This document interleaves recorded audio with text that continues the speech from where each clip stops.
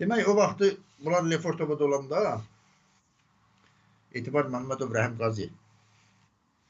Bizim deputatlar da getmişdi bunlarla görüşməyə. Rəhmətli Tofiq İsmailov falan. Bunlar qoymadılar görüşməyə.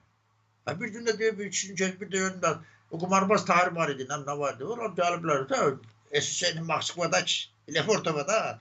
Gəliblər, otururlar, belə də yaxşı yeməkdən gətiriblər. Nə Bakıdan nar, nə bilim, üzüm, belə stol açıblar. Qoz, ləpəsir, nə Marlboro sigaret. Nə var? Bəs biz sizinlə görüşməyə gəl, bizim deputatlarımızla. Hadi sözümü deyil. Deyir, sizi çəkəcəklər efirə. Qumarbaz Tahir. Etibar Məmmədovla görüşür. Rəhim Qaziyevlə ayrılıqda. Baxın, hadi diqqət edin. Deyir ki, sizi efirə çəkəcəklər. Hər nə siz danışın. Bircə onu deyin ki, hələlik Bakıda fövqəladə vəziyyətin qalması lazımdır. Yəni, qoşunların Bakıda qalması labüddür. Deyir, bəs buna deyirlər ki, Etibar razılaşdı. Ona deyirlər ki, Rəhim razılaşdı. Bunları gətirirlər, indi efirə çəkəcəklər, televizor. Bu Rəhim Qaziyev sağdır, Etibar Məmmədov sağ. Gedin soruşun, bax. Mən özümdən heç nə uydurmam. Həm də bu Rəhim Qaziyevi, həm də mən ona görə çox istəyirəm. Rəhim Qaziyev, bax, Sürət Hüseynovdan tutdun, Neymətdən tutdun, Etibardan tutdun.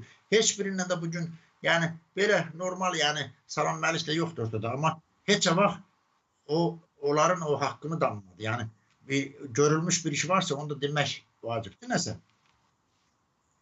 Gəlirlər, onda da indiki kimi də öldü. Hər kameraya, hər efirə bir kameraya da telefonla çəkəsən, onda vur tut bir kamera olardı. Bunlar ikisini çağırırlar burada ki, efirə çəkəcəklər. Bunlar da deyiblər ki, danışmışıq, hazırdır. Gedin, çəkilişinizi eləyin. Burada görüşürlər, nə var, nə yox, sağlıq, salamatlıq. Bəs sən razılaşdın, deyir, yox. Deyir, mənə dedilər, sən razılaşdın. O deyir, mənə da dedilər, sən razılaşmışsan. Beləcə otururlar və çəkiliş başlayır. Rəhim bəy danışır, deyir 44 dəqiqə.